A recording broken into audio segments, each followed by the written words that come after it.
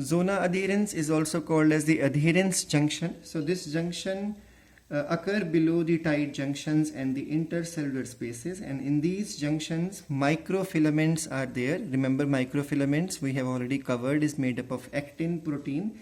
So microfilaments extend into the cytoplasm, and then there is a plate-like portion called as plaques. So these structures help in the development of the adhering junction or zonula adherens. The next type possible is desmosome. In desmosome, similar structure is there, but there will be intercellular plates also present. So these structures help in further attachment with each other. So this gives mechanical support to the attached cells. And then if this structure is present only on one side of the cell, the other side has the basement membrane, then it is called as hemidesmosome. Hemi means half. So when two cells develop similar structure, it is called as desmosomes. If only one cell develops with the basement membrane, it is called as the hemidesmosome. The next is the gap junction. We have already covered. Gap junction allow exchange between the adjacent cells and do not allow passage of large molecules like proteins. So some electrolyte exchange is possible.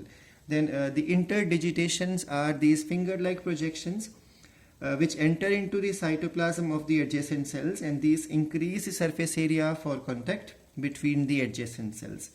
The intercellular bridges. Now the next one is intercellular bridges. So these bridges arise as minute projections from the adjacent cells, and they help two cells to make communication or contact with each other. So these are the various types of junctions which are present in the cells. Now the next main thing to understand is the classification of the epithelial tissue.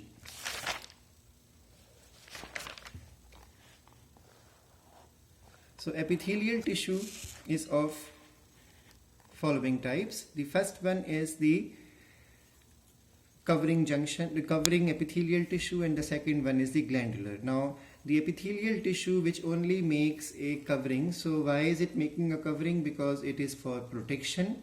Maybe it is for exchange of the gases, or it is for absorbing or assimilation, or to excrete something, or elimination, or for secretion. So whenever an epithelial is involved in these structures and is in the nearest to the surrounding medium, it is called as the covering epithelium. And if a epithelium has only one function, and that is secretion, it is called as the glandular epithelium. So two main type of epitheliums are there, the covering epithelium and the glandular epithelium. And the covering epithelium is of following three types. The first one is unilaminar, that means a single layer of cells will be there. It is called a simple epithelium or unilaminar epithelium. If there is more than one layer, it is called as multilaminar epithelium, also called as stratified epithelium, also called as a compound epithelium. And then there are some epithelium which are specialized, that means quite different from these one, or you can say according to their functions they can be called as specialized.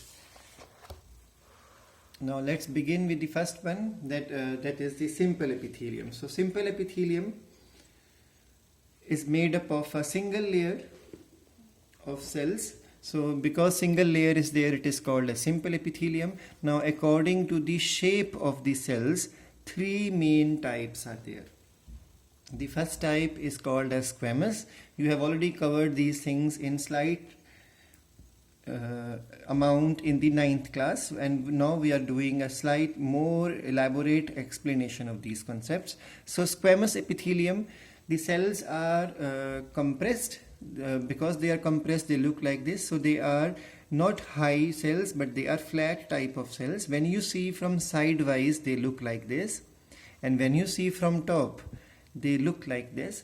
And because you can see now, this appear to be like tiles, which are very common nowadays in home construction. So when tiles are put, they look like this. Same way epithelial tissue looks like this. If you take out the cheek cell In ninth class, you must have done this experiment.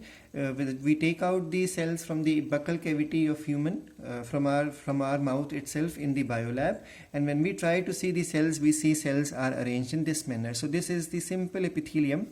Now these cells are also, they look like pavement, so it is also called as pavement epithelium, and you can see clearly that their sides are not smooth, they are wavy. So such type of wavy cells which give more attachment for surface area and which also provides more strength for attachment are called as tasseled epithelium. So squamous epithelium, the cells are flat, and you can see here the nucleus lie in the center, and nucleus is also flat in the same manner. Their edges fit closely into each other. And where are they present? They are present in the air sacs, in the alveoli, Bowman capsule, descending limb of the loop of Henle. This was your 9th class topic of nephron, or 10th class topic of nephron. Then protection and exchange of gases are the main function of simple epithelium. They are also involved in excretion, secretion of the coelomic fluids. The fluid in the body cavity are called as coelomic fluid. Now, when you see the cells are in the are more like a square, when you see from the sidewise, then it is called as cuboidal epithelium. So cuboidal here stands for cube-like cells. That's why cuboidal epithelium. So the cells are of equal height and equal width. You can see in this diagram. Nucleus is exactly round and is present in center.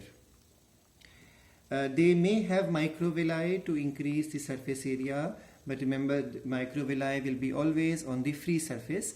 Such epithelium is called as brush-bordered epithelium. Remember, this cuboidal epithelium is also found in the ovaries and in testes, special tubes which are called as seminiferous tubules, and their function is to form gametes, that mean eggs and sperms. That's why they are called as germinal epithelium.